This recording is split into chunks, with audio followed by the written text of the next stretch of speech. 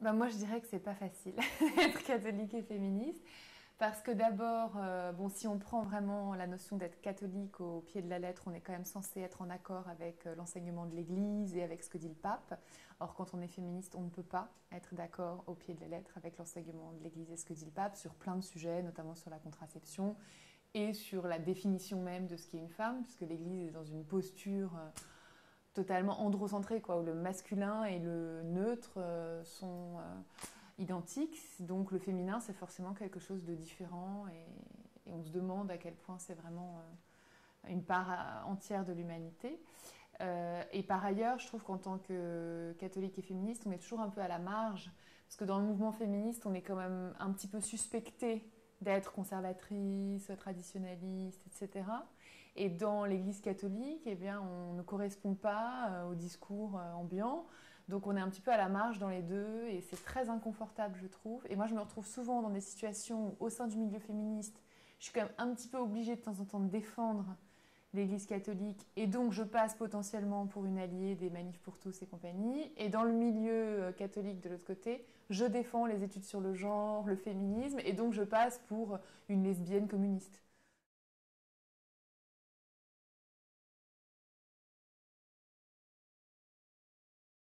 La théologie chrétienne s'intéresse au chrétien en fait neutre qui est par définition un homme. Donc l'homme c'est l'être créé par la volonté de Dieu. Voilà, il y a vraiment cette espèce de confusion entre le masculin et le neutre. Et donc la femme c'est quelque chose de différent et de particulier.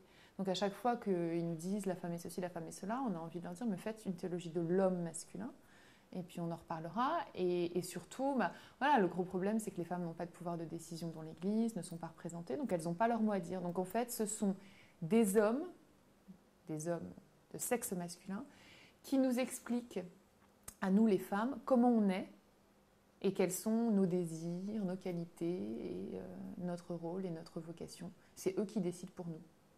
Et Thérèse de Lisieux, qui est quand même une des 3 seules femmes docteurs de l'Église et qui a écrit noir sur blanc sa souffrance de ne pouvoir être prêtre alors qu'elle se sentait appelée, on l'a fait docteur de l'Église, on l'a fait sainte, mais on n'écoute pas ce qu'elle dit.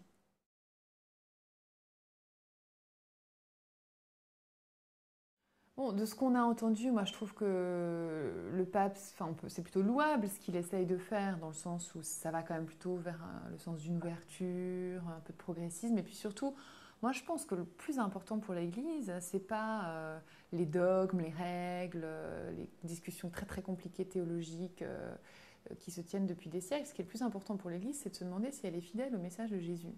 C'est la seule question valable, je trouve. Et donc, en allant plutôt vers l'accueil de l'autre et en essayant de voir comment certaines personnes qui sont en souffrance peuvent être mieux incluses dans l'Église, en essayant de, voilà, d'insister sur ce message d'accueil, d'amour, de tolérance, etc., on se rapproche du message des évangiles. Donc c'est plutôt une bonne idée qu'a le pape et c'est tout à fait louable. Maintenant le problème c'est qu'on a le sentiment que même ces avancées qui sont quand même extrêmement ténues et timides et pas à pas, etc., alors qu'on les attend depuis des décennies, même ces avancées très ténues, elles posent problème à un certain nombre de cardinaux conservateurs, à un certain nombre de catholiques traditionnalistes.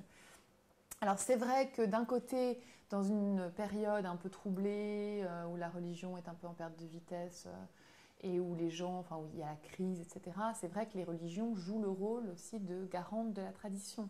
Et c'est ça qui fait que c'est si difficile de changer les choses dans les milieux religieux. Donc ça, on peut le comprendre.